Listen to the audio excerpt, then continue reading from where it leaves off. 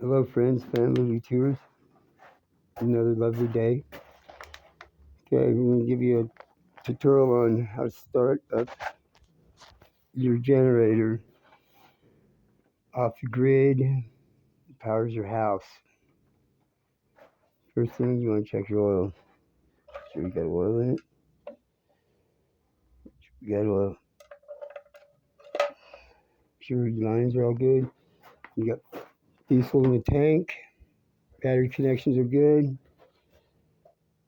Everything over there stays. The pole stays.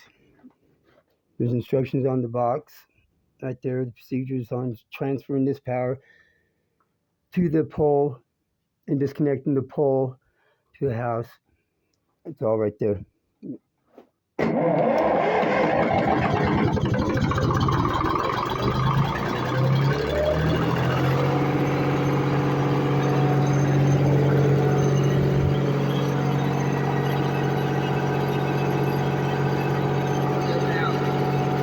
Over it out.